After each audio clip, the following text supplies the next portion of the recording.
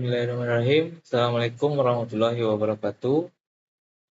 Selamat siang, ibu-ibu mahasiswa program studi kebidanan Universitas Fordekok Bukit Tinggi.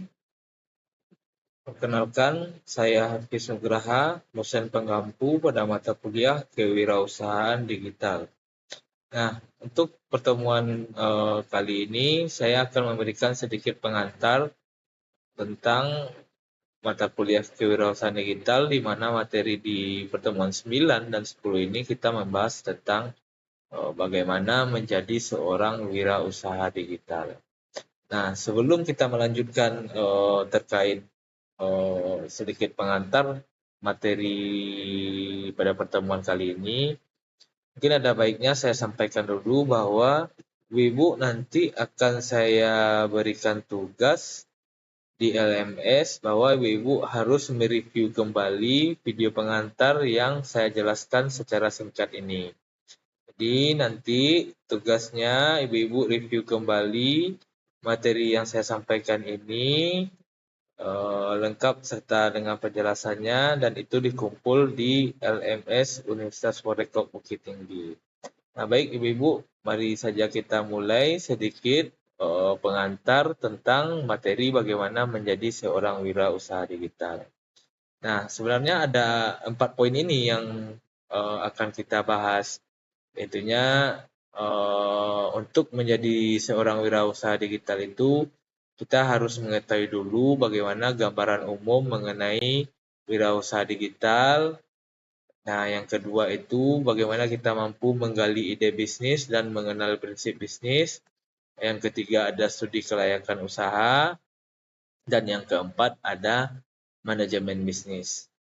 Nah, di poin yang pertama, gambaran umum mengenai wirausaha digital. Nah, wirausaha digital ini lazim juga dikenal dengan istilah technopreneurship. Dan technopreneurship itu juga bagian dari entrepreneurship.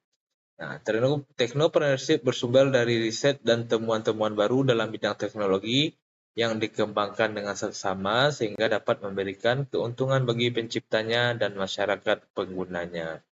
Pegiat technopreneurship juga disebut dengan wirausaha digital. Nah, selanjutnya untuk gambaran umum mengenai wirausaha digital ini ialah hal yang dibutuhkan adalah memiliki jiwa entrepreneur, memiliki inovasi, dan mampu menggabungkan teknologi di dalam kewirausahaan tersebut. Maka jadilah kita bisa disebut seorang technopreneur. Oke.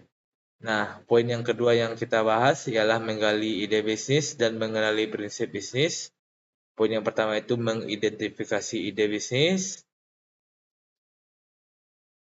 Nah, untuk contoh mengidentifikasi ide bisnis ialah saya ambil contoh gimana dulu Nadiem Makarim ini mendirikan PT Gojek Indonesia ini hanya bersumber dari permasalahan utama di mana pengendara ojek banyak menghabiskan waktunya untuk menunggu pelanggan, sedangkan pelanggan malas untuk berjalan menuju ke pangkalan ojek. Dari permasalahan itulah Nadiem Makarim mengangkat atau mendirikan sebuah perusahaan transportasi online hingga mampu menghubungkan antara pelanggan dan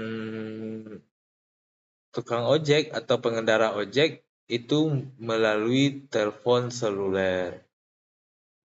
Nah, selanjutnya dalam menggali ide bisnis, poin yang harus diperhatikan adalah prinsip dasar berbisnis. Nah, prinsip dasar berbisnis ini juga saya bagi dalam 4 poin, di mana poin yang pertama itu adalah minat. Jadi berbisnis ini kita juga bicara tentang minat dan mempunyai visi misi jangka panjang, mempunyai jiwa kepemimpinan, dan mempunyai jaringan dan relasi.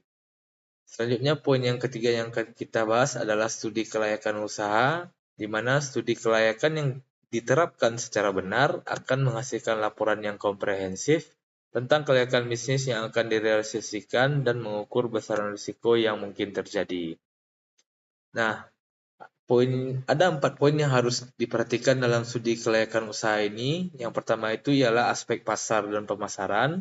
Poin yang kedua aspek teknis dan produksi. Poin yang ketiga aspek manajemen, dan poin yang keempat adalah aspek keuangan. Serta poin yang terakhir dalam materi bagaimana menjadi seorang wirausaha digital ialah manajemen bisnis atau merancang manajemen bisnis.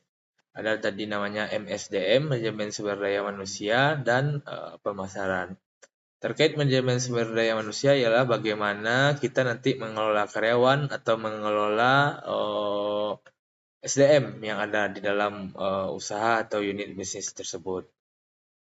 Nah, selanjutnya terkait pemasaran ialah Bapak Ibu mampu menganalisis strategi pemasaran yang mana dikenal juga dengan segmentation, targeting, dan positioning, dan di mana itu juga dikenal dengan STP.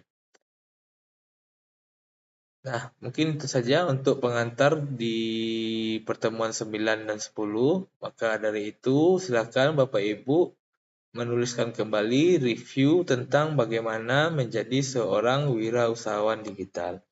Sekian, terima kasih video pengantar dari saya. Banyak salah, mohon maaf. Wabillahi taufik wal hidayah. Assalamualaikum warahmatullahi wabarakatuh.